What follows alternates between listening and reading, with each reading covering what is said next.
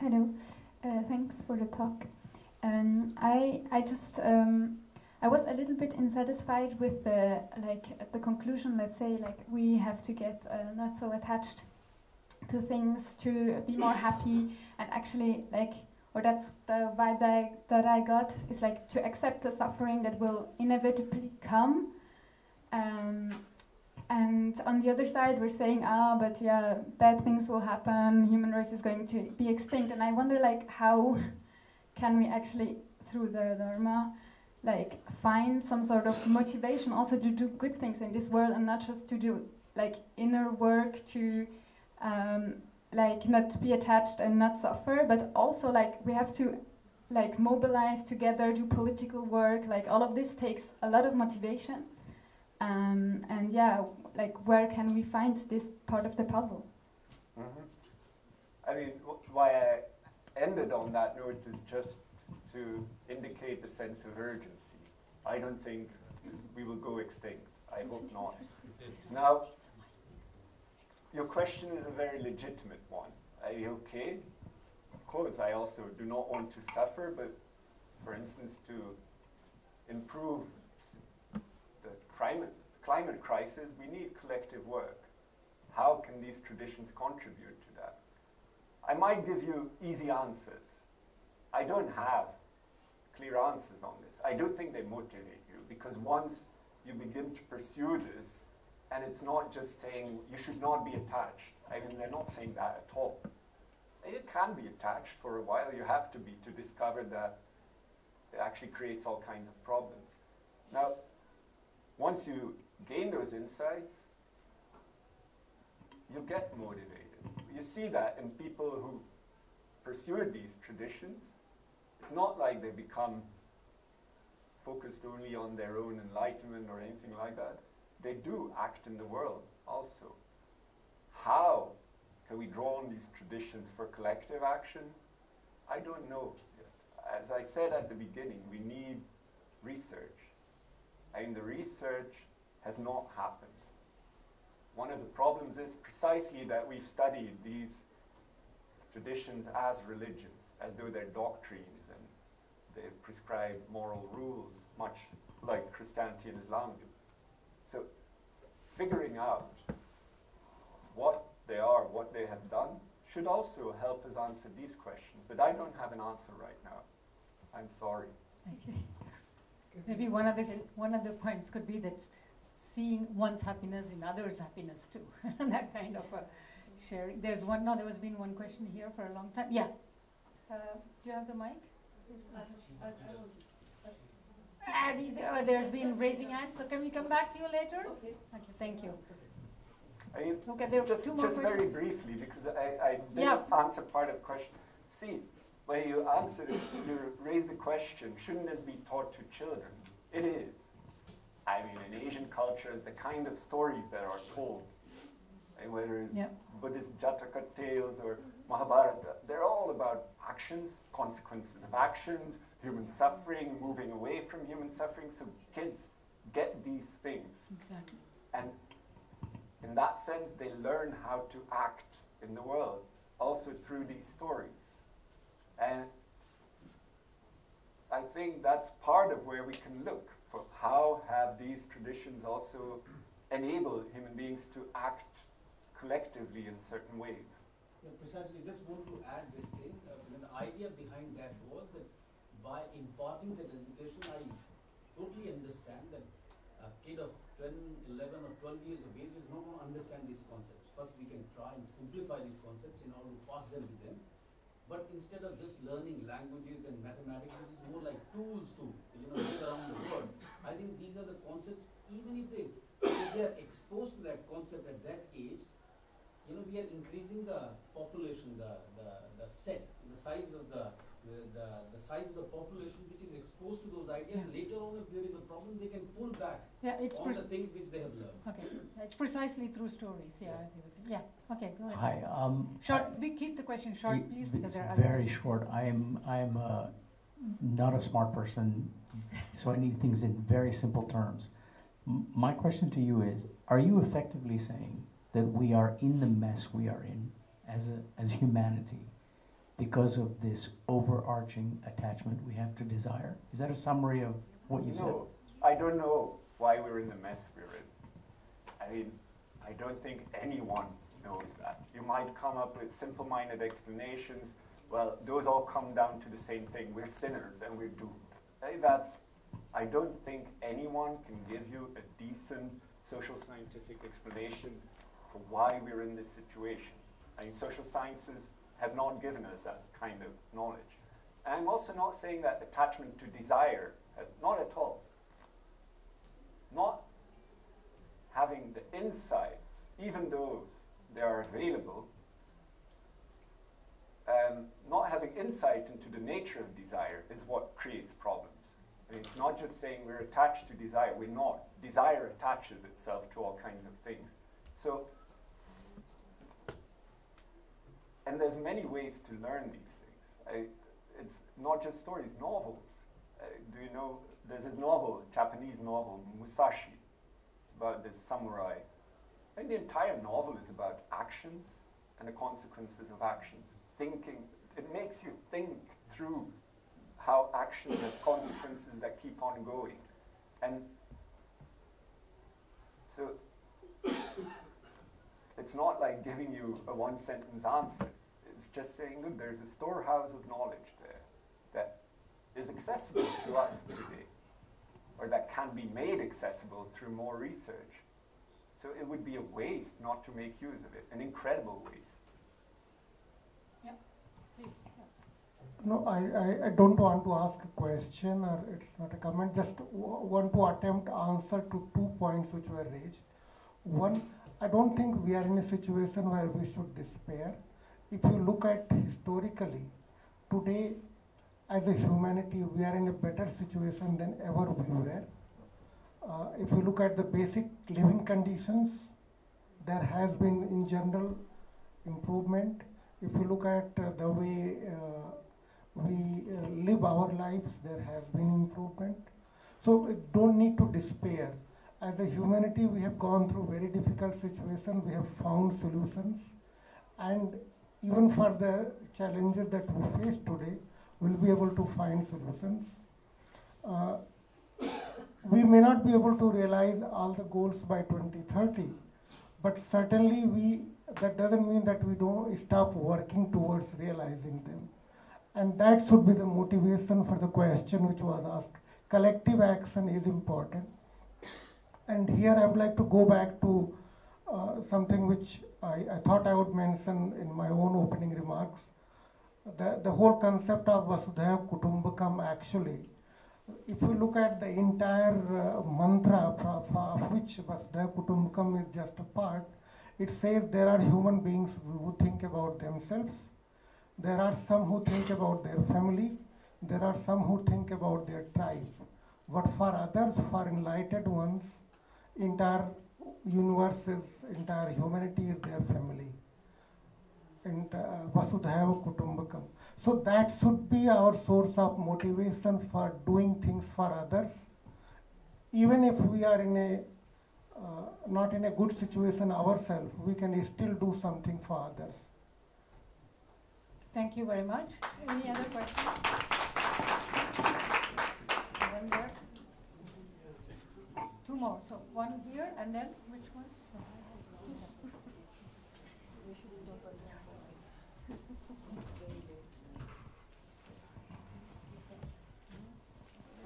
Thank you so much, Dr. De Ruva, for your elaborate and clear explanation of the state of our human situation. That was really, I can absolutely connect to that. And yeah, it leads me to this question: have we not disconnected ourselves from our source, from our real source, and because of that we came in all these troubles, and this connection also of, if we have other philosophies or other concepts, will they really lead us to the change of our human race? Is it not the connection of our heart and our mind, the emotional intelligence, which we need in the future to really act in the right way. And it has to become it's very difficult to say I see my desires, but how do I go away from my desires? Or look at for happiness. Will happiness really fulfill me? Is it not something else, my deeper desire of my why I'm here? What is my goal? What is my goal? What is the goal of our creation, of our human creation? That's, Yeah, thank you. See, there's two things. One, I think when we start talking about something like emotional intelligence, and we're pointing to something that's very important. That the fact that, for me, the best example comes when you study moral philosophy in university. They're going to teach you ethics. All the examples are things that you'll never encounter in your life. So there's a group of cave explorers, and it starts raining, they have to get out of the cave, but one of them is fat and he gets stuck, and you have a stick of dynamite. Should you blow him up to save the others, or should the others? I mean, these kinds of examples we get which have nothing to do with our lives. So I think what we need to begin to realize is we have an incredible, developed an incapacity to teach ethics and to think about how to become better human beings. And we're trying to use different notions, different terms like emotional intelligence to point that out. So keep pointing that out is very important. The question about why are we here, what is our purpose, I think is a question that comes from Christianity. I think it's a question which today we see as the deep existential question, but it's a question of a particular set of cultures. It's not a universal human question. We need purposes in life, that's true, but the question, why were we created, is a question that we've inherited from a particular set of religions, namely Judaism, Christianity, and Islam. So these things could help answer that question, but I don't think it's a question shared by all of humanity, no matter how important it is for some people. Okay, so I think last two questions.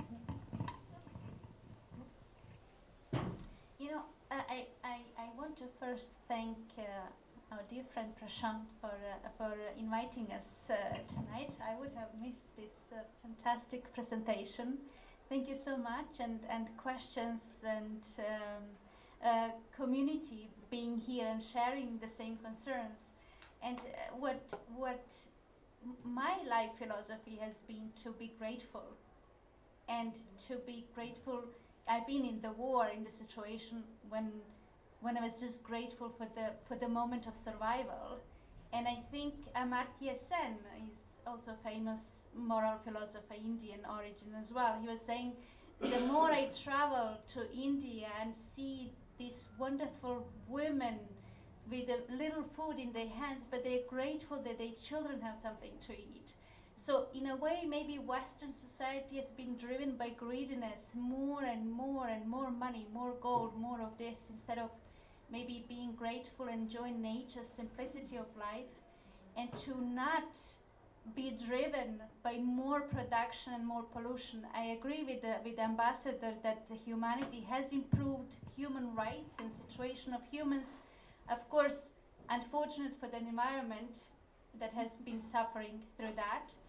So somehow I still want to help myself feel better after this, this to just feel grateful, just be grateful for friends, for us together, and for sharing these moments, and to meditate in this gratefulness that the little we have, the better for the nature as well. Thank you. Yeah. Yeah. I think it's very important to cultivate those kinds of attitudes, because that's what experiential insights are. You see that when you cultivate this attitude, you're less unhappy, you're happier. So. Yeah, okay, so then two more. You have time, right? Yeah. Please. Really, thank you very much for your inspiring message to explain how ancient wisdom have to be deal with the modern folly. Thank you very much. You talk about the changing attitude, changing behavior. To change the behavior, to change the attitude, to change the perception, to change the conscience, to change the reflection. For everything, one of the great masters, most of them those who are here Indian origin, I do think that they know about who I am talking about, gave a very special way of changing everything which really we need to change. That is the mind culture. We don't say meditation. We call it mind culture or bhavana. I'm not saying it's the only way, but that most effective and active way of changing all these things of the developing mind, cultivating mind through the mind culture. Thank you, Rama. I don't know what you think of that. Thank you.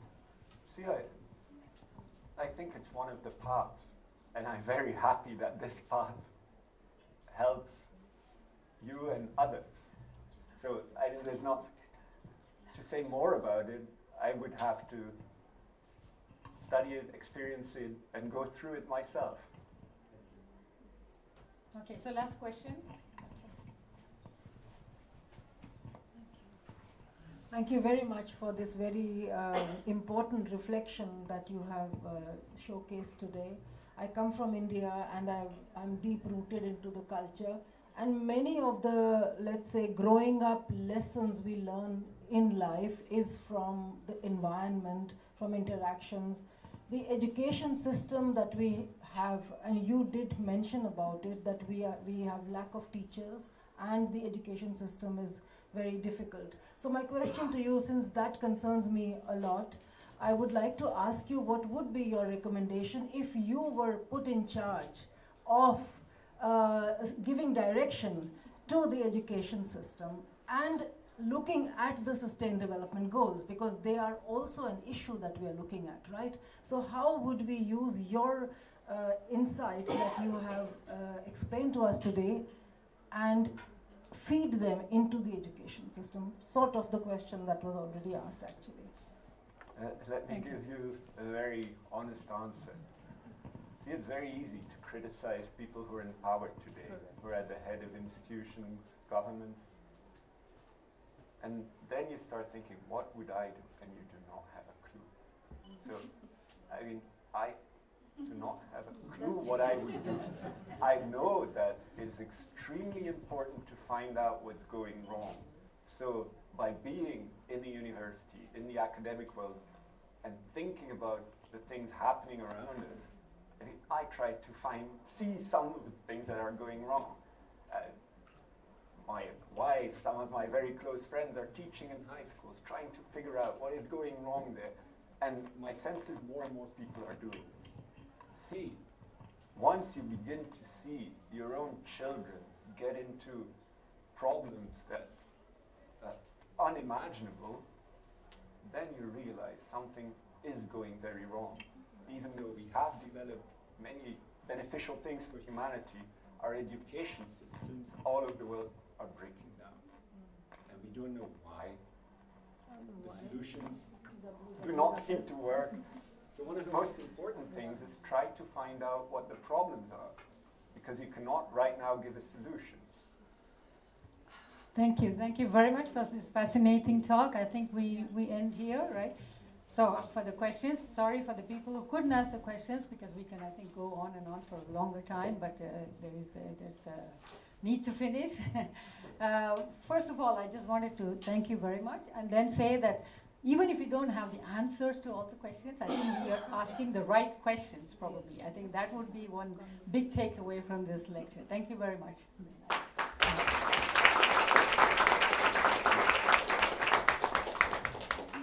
Good evening, everyone. My name is Juan Diaz. I'm one of the co-founders of Dharma Alliance. First and foremost, I want to make sure that we take a moment to pause and say, look in the room, because this is a wonderful moment right now. I'm looking at the room, and those of you who are looking on the live stream, after many years of effort, talk, discussion, is extremely gratifying to finally be here. So thank you, all of you. I mean, it's an amazing moment. So thank you also for coming in to town. Thank you. All right. For starting this organization, founding it. Well, it started off in a great way, so thank you tonight, and it's been fantastic. It's been enlightening, informative, and definitely we have to keep in contact, definitely. With that in mind, I would like to just dedicate a couple moments of your valuable time for acknowledgements. First and foremost, the Ambassador, thank you very much for joining us tonight. I appreciate that you've taken out, out of your busy schedule to join us, share a few words of encouragement, and have us reflect on that. And thank you very much. And hopefully those in the diplomatic community take follow your example and join us over here. Genève International is something important, so join us over here, please. As I just mentioned, this is a collaborative effort, and it's not just the faces that you've seen over here this evening. There are a few other individuals that I do want to acknowledge. And first and foremost is the technical assistant, Hamon. Thank you very much for your help. Without you, this would not have happened. Okay. Vishal, thank you also. I want to tell you personally that your friendship, your input, your ideas have been very valuable, and let's continue that. Okay. Daiji, thank you. I can say many words, but the only thing I want to just say, I appreciate your input, your insights, and definitely your energy, more than anything else. So let's continue that, and let's keep it going. And last but not least, the co-founder and the driving force behind Dharma Alliance. Without Dr. Prashant Sharma, this would not be going anywhere. And I want to definitely highlight this man right here, my best friend in town. He feels like a long-lost brother that I just met over here years ago. So I think he deserves a round of applause. It's important.